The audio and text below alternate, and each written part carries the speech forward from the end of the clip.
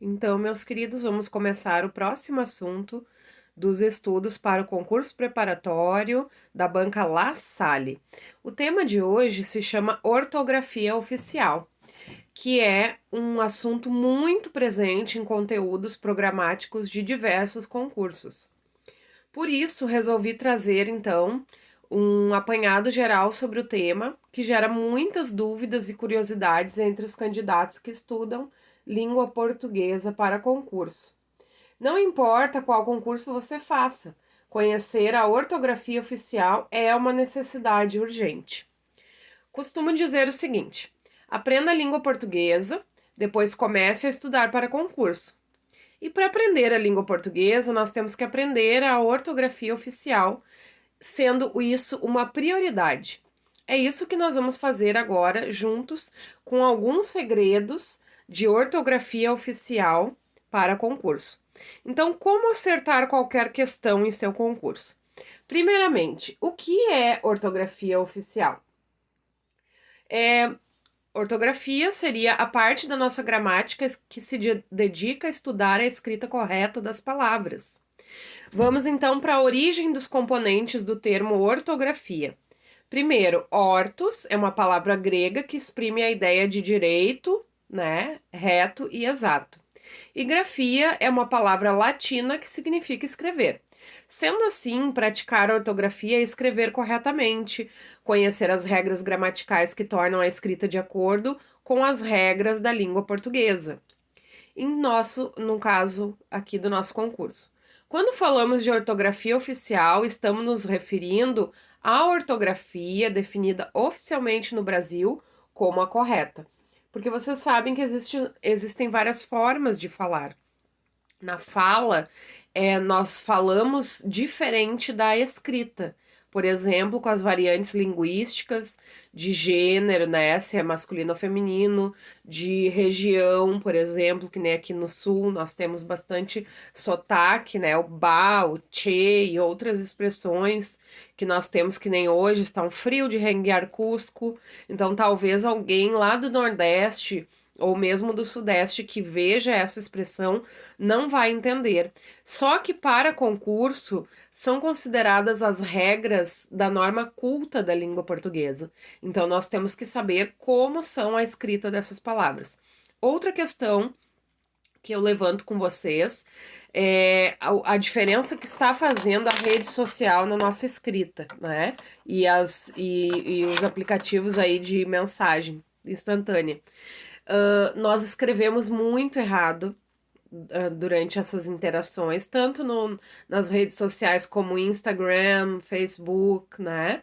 E no WhatsApp, então, nem se fala. Então, nós estamos abreviando muito e escrevendo como se fala, né? A parte fonética da palavra, o fonema da palavra, nós estamos escrevendo o fonema, enquanto que muitas vezes a palavra escrita ela é totalmente diferente daquilo ali. Então hoje nós vamos entender um pouco mais sobre isso.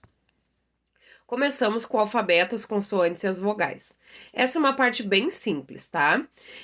Ela é a base da língua portuguesa, né? Ou de qualquer outra língua, o alfabeto, que são os sinais gráficos e quais sons cada sinal representa. O nosso alfabeto é formado pelas vogais, A, E, I, O, U, e pelas consoantes B, C, D, F, G.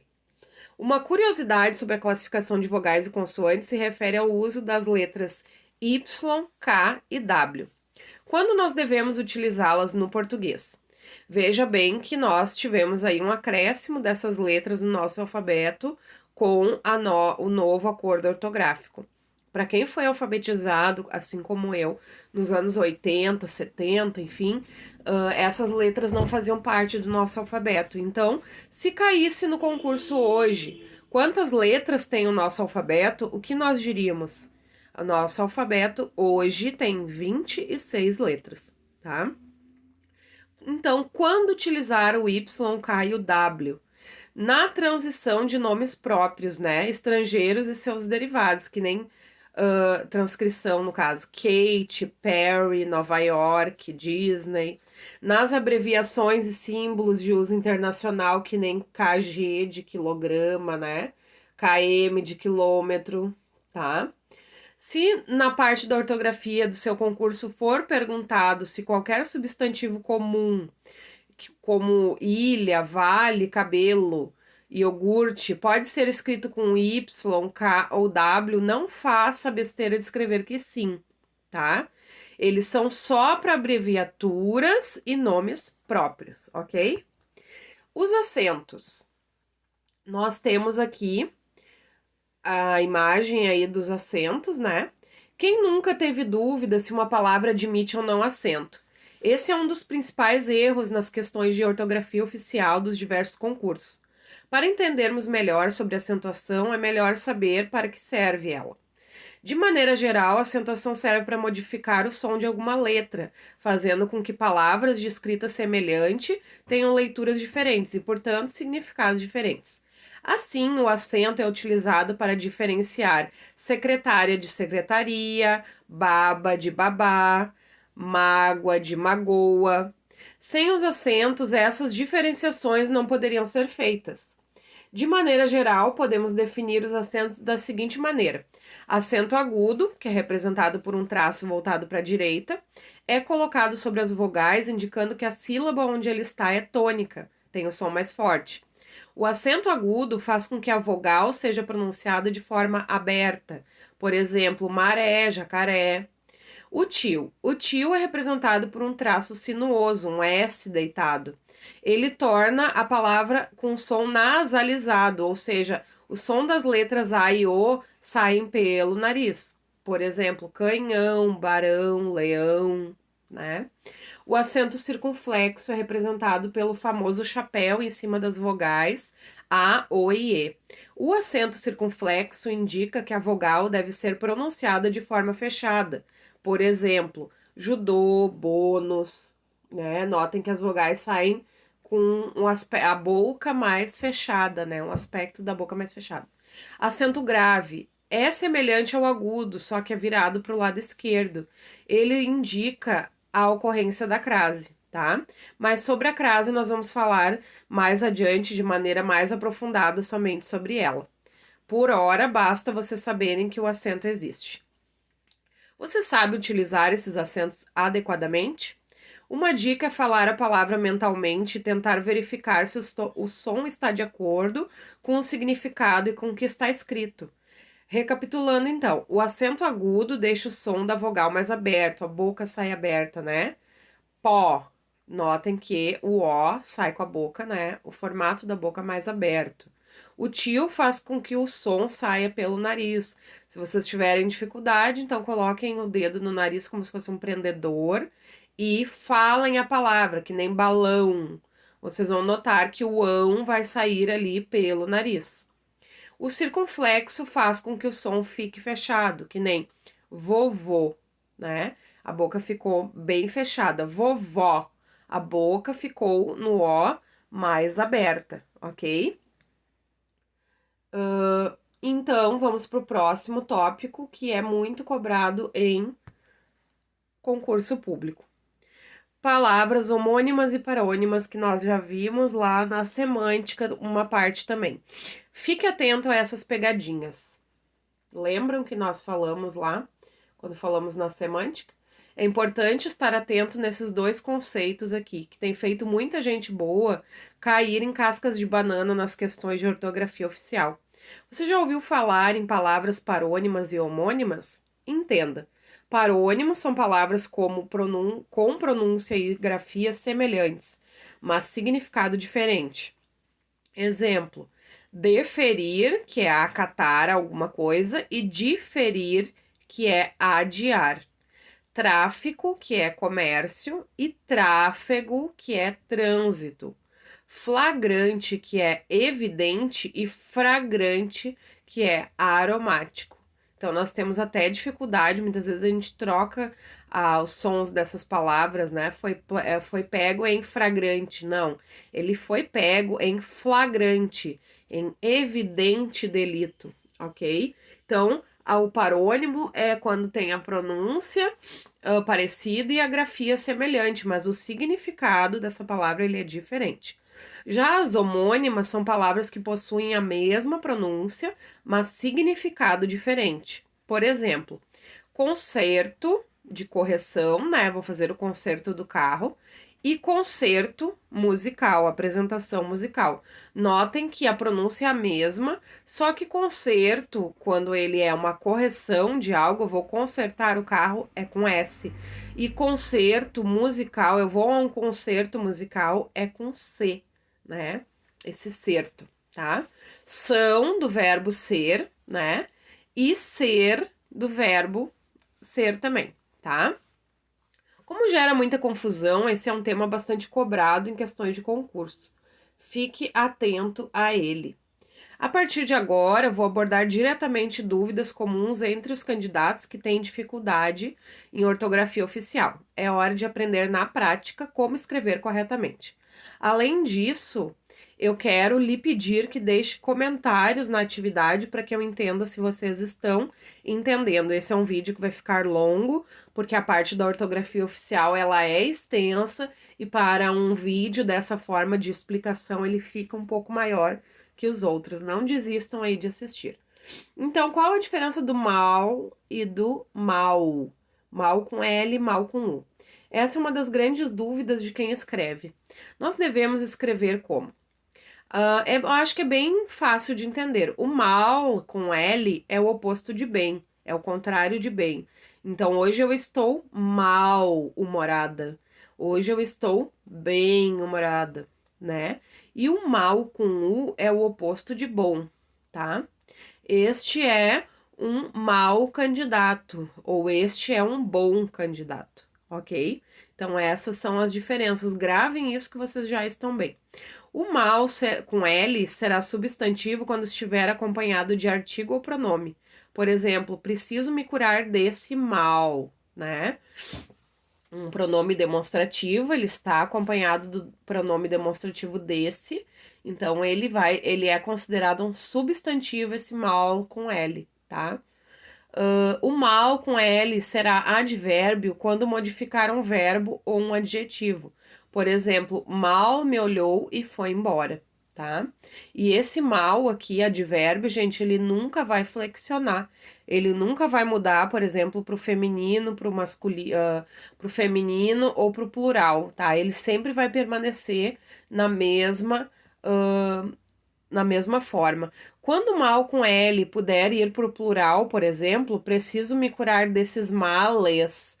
Então, esse mal, ele é um substantivo que flexiona, ok?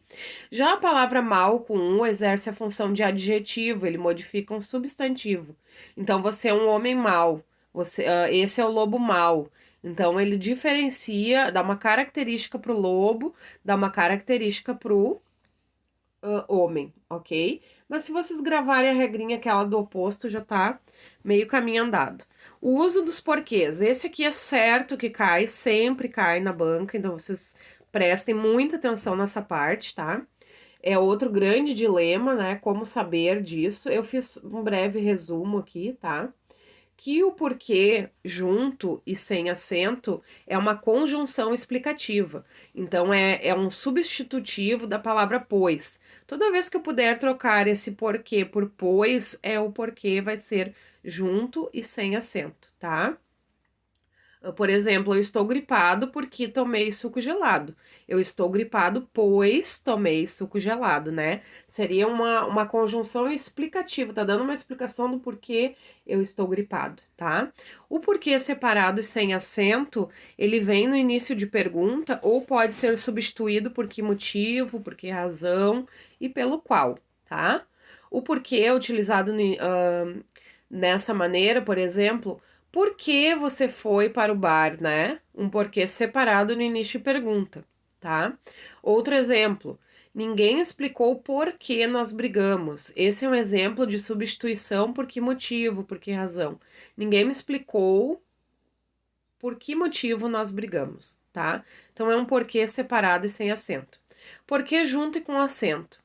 É um porquê nada mais que um substantivo. Ele vem acompanhado de um artigo, de um numeral, de um adjetivo ou de um pronome.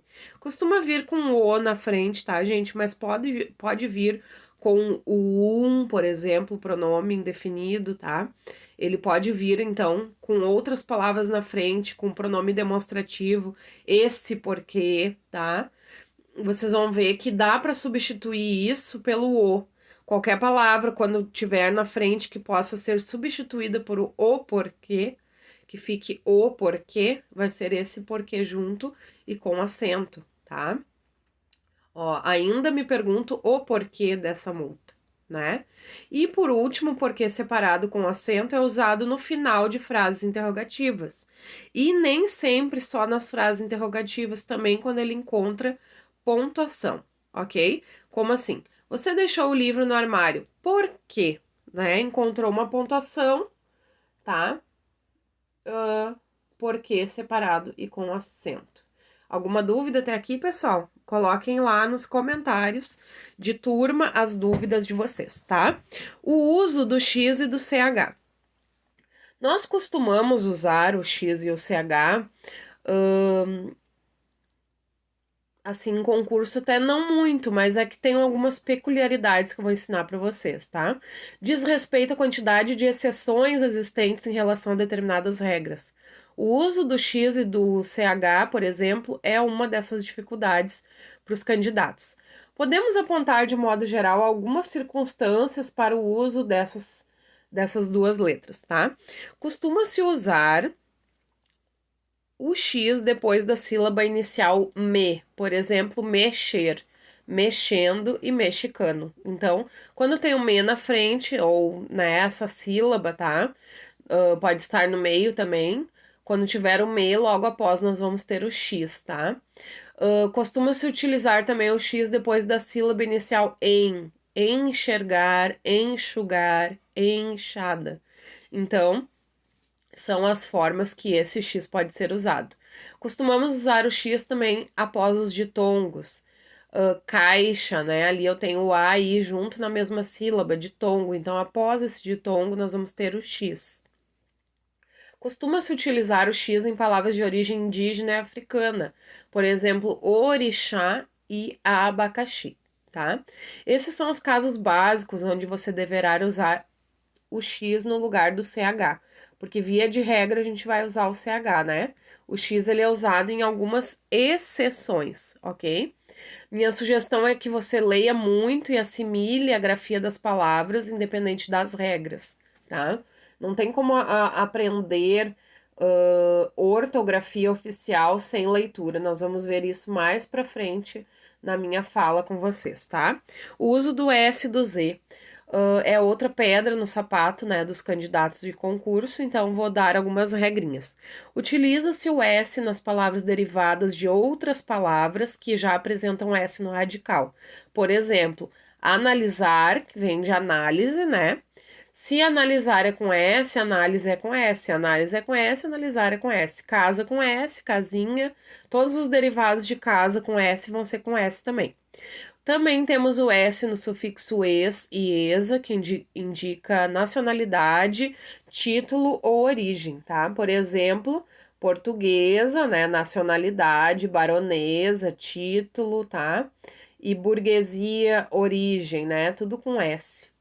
Utiliza-se o S nos sufixos formadores de adjetivos, por exemplo, oso, osa, né? Ense, tá? Gostoso, catarinense, populoso. Utiliza-se o S também nos sufixos ese, isa e ose. Por exemplo, catequese, glicose, poetisa, tá? A dúvida em torno do emprego do S ou do Z novamente pode ser melhor compreendida a partir da base de uma boa leitura. Existem muitas regras e muitas são as exceções. Então, para gravar esse tipo de escrita, nós temos que ter leitura. E a leitura não pode ser aquela leitura somente das redes sociais, porque tem muita coisa escrita nas redes sociais e muitas vezes eu vejo até na televisão muita coisa escrita errada, né? Então nós temos que tomar cuidado. O uso do C, do C cedilha, do S ou dos dois S. Outro ponto um tanto confuso é essa parte, né? Para começar, então, vou dar uma dica genial para vocês, tá? Quando vocês estiverem num dilema de escrever com S ou com dois S nas palavras em que empregamos apenas um S, ele aparece entre uma vogal e uma consoante, tá? Quando a palavra for somente com S, aparece entre vogal e consoante. Por exemplo, diversão e ofensa, né? Esse S está entre ali o N e o A, ou o R e o A, né? Então, notem isso. Essa é a diferença. E quando nós falamos dos dois S's, eles vêm entre duas vogais. Por exemplo, processo. Então, os dois S está entre o E e o O. Passivo, entre o A e o I, né? Então, assim eu posso dar esse exemplo para vocês desse uso, porque como ali eu bem disse no início, nós não temos como fazer uma lista de palavras e não há regra fixa. O problema da ortografia no Brasil é que nós não temos uma regra fixa, nós temos aí algumas indicações que a gente pode dar para vocês, alguns macetes, mas a melhor forma de escrever corretamente ainda é fazendo leitura, tá, pessoal? O uso do G e do J. Vamos a outro ponto bem difícil de definir, né? Mas a gente vai tentar facilitar um pouco usando, então, de alguns macetes. Usa-se o J nas palavras de origem árabe, indígena, africana ou exótica, que nem jiboia e acarajé. Ah, mas como é que eu vou saber de onde eles são? Para mim, isso que era da língua portuguesa, né? Mas vocês vão ver que são palavras, né, diferentes aí que parecem ser realmente de outras línguas, tá? O J nos verbos também terminados em jar e gear, que nem sujar e gorjear. Notem que quando nós não falamos dessas exceções aqui, a regra é usar o G, tá? Então, o J ele é uma exceção usada em palavras de origem árabe, indígena, africana ou exótica, em verbos terminados em jar e gear, e também na terminação age, que nem laje e traje, tá? Aqui reafirmo o que eu disse antes, a leitura irá lhe ajudar a avançar no reconhecimento da correta escrita da maioria das palavras. Falando em G e J, não esqueçam da palavra viagem, né, que é o substantivo. Eu vou fazer a viagem para o Paraná, por exemplo. Essa viagem é com G e M, né? Agora, que eles viajem para quando eles, né, ou que eles viajem hoje, alguma coisa assim. Quando eu vou falar viagem do verbo, dessa parte de deslocamento mesmo que está acontecendo, vai ser com o J, tá, gente? Então não confundam. Na maioria das vezes, viagem é um substantivo que está escrito com G. Tá? Mas notem que se for o ato da viagem, né, esse deslocamento, movimento, ação, daí vai ser com J, tá? A melhor forma de aprender a ortografia oficial, por mais que você tente, dificilmente vocês vão memorizar centenas de regras, né, e exceções da língua portuguesa, que é uma das mais difíceis do mundo, tá? A melhor forma de aprender a ortografia oficial é realmente cultivar hábitos de leitura. E leitura de livros, tá, pessoal? Porque muita coisa que nós temos na internet, mesmo artigos, estão escritos errados, tá? Assim você vai assimilando a escrita das palavras no automático, no contexto em que elas são empregadas. Ter um vocabulário amplo irá lhe ajudar muito a acertar questões que lhe perguntem sobre o verdadeiro uso das palavras na prova do seu concurso, tá? Não importa o que você lê, né? Tipo de leitura que vocês gostam, podem ser até gibi, tá? O importante é ler, tá? Então, clássicos da língua portuguesa também podem fazer uma grande diferença nesse cotidiano aí de vocês, tá? O novo acordo ortográfico, não podemos ir adiante sem falar sobre isso, tá? Embora já esteja em vigor desde 2016, ainda tem muita gente sem saber direito o que significa e o que mudou com o novo acordo ortográfico, 4 anos depois, né? Tá? Eu vou dizer, então, algumas mudanças que ocorreram aí. Mudança no alfabeto, já falei antes, né? Foram acrescentadas 3 letras, K, W e Y. O uso do trema, não se usa mais o trema, exceto em nomes próprios, estrangeiros ou derivados. Por exemplo, Miller, né? Ubner, né? Antes, então, nós escrevíamos 50 frequente, né? Toda vez que eu pronunciava o U das palavras, lá lembrando da parte da fonética, nós tínhamos trema. Agora nós não temos mais. Então, isso costuma cair em concurso, que as pessoas não lembram ainda disso. Na parte da acentuação, que a gente já viu também em outro tópico, né? Perderam o acento os ditongos abertos das palavras paroxítonas, tá? Não tem mais acento, né? Assembleia, joia, ideia, não tem mais acento, tá? Mas as palavras oxítonas terminadas em ditongo aberto, né? Que nem céu. Deixa eu ver qual é a outra agora, não tô lembrando. Herói, né? Essas palavras permanecem com o acento agudo, tá? Perderam o acento o I e o U tônicos em palavras paroxítonas também, tá? Quando vem depois de ditongo, por exemplo, feiura, bocaiúva, né? Que acontece depois de ditongo, estão na paroxítona, também não tem mais acento, tá? Perderam também o acento as palavras terminadas em e o, tá? Que nem abençoe, e lem, dem, creem, né? Lá dos verbos não tem mais aquele acento agudo, tá? Perderam o acento diferencial também o para. Não existe mais acento no para, tá? Verbo do para, né? Preposição, agora é tudo sem acento. Do pela, que eu acho que já ninguém usava. Pela, que seria uma preposição, aqui no Brasil não se usa, né? O pela, verbo, tá? Também não se usa. O polo, que nem polo petroquímico, aqui o nosso, que tinha acento, não tem mais para diferenciar do polo. O pelo também não tem mais acento e a pera também não tem mais acento, tá?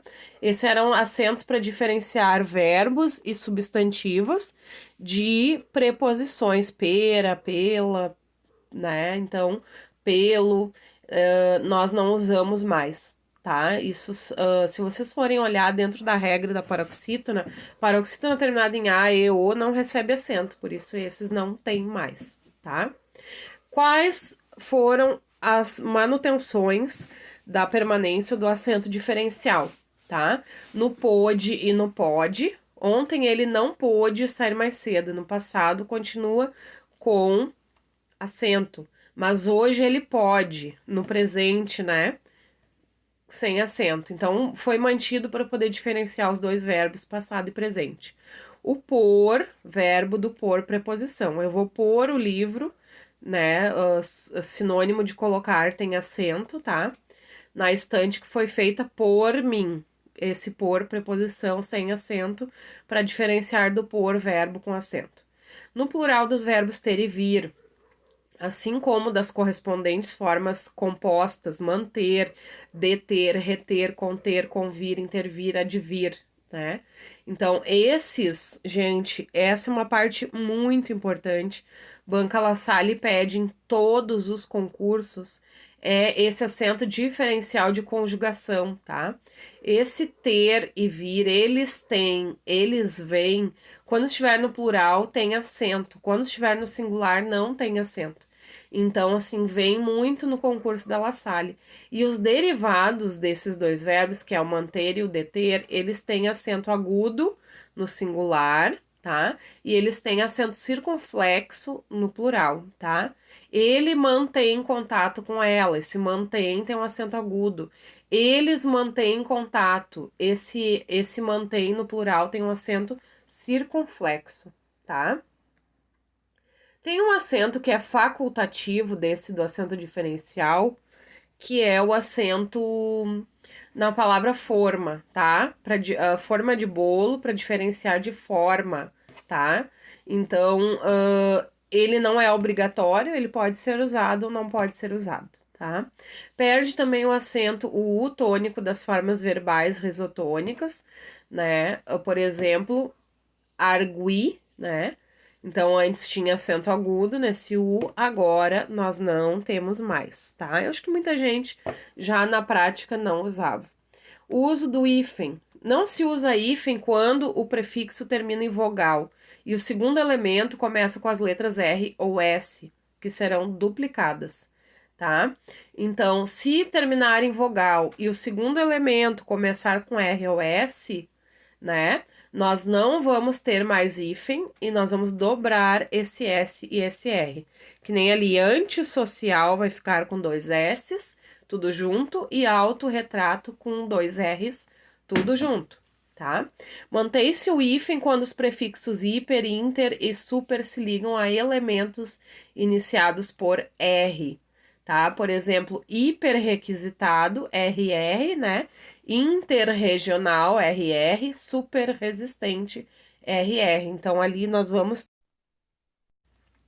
o hífen no meio, tá? Usa-se o hífen quando o prefixo termina com a mesma vogal que inicia o segundo elemento. Por exemplo, anti-inflamatório. Antes não tinha, agora tem hífen, tá? Micro-ondas. Antes não tinha e agora tem. Duas vogais, né? Uma que termina o prefixo e a outra que começa a palavra seguinte iguais, separadas por hífen, tá? Não se usa hífen quando o prefixo termina em vogal diferente daquela que inicia o segundo elemento, que nem autoescola, tá? Autoescola antes era com hífen e agora perdeu o hífen, né? Deixa eu ver o que mais aqui que nós temos. Não se usa o hífen com o prefixo co, ainda que o segundo elemento comece com a mesma vogal. Então, ó, exceção da regra lá, das vogais iguais, né? Co-ocupante, cooptar, cooperação. O co, mesmo que a palavra seguinte comece com o, ele não é separado com hífen, tá? Não se usa hífen em palavras compostas que, pelo seu uso, passaram a formar uma unidade. Por exemplo, manda-chuva. Antes tinha hífen e agora manda-chuva perde esse hífen, tá? Pede moleque, não tem mais os hífens. Dia a dia, que eu vejo que alguns colocam ainda também, não tem mais o hífen, tá? Perdeu o hífen, ok? Nós vamos agora, então, para as questões sobre ortografia oficial. O vídeo ficou longo, gente, mas é uma parte muito extensa, realmente, do conteúdo, mas que dá para abranger todo de uma vez só, sem precisar de separação, tá? Vamos deixar somente a crase separada, que é um outro elemento que precisa ter bastante atenção. Aguardo vocês nos exercícios. Vocês estão vendo que eu estou optando por colocar um teste com poucas questões e uma parte separada de exercícios complementares para que vocês possam fazer com bastante calma. Eu sugiro, assistam sempre o vídeo primeiro, façam os exercícios complementares primeiro, e aí, por último, vocês então façam o teste, ok? Um abraço.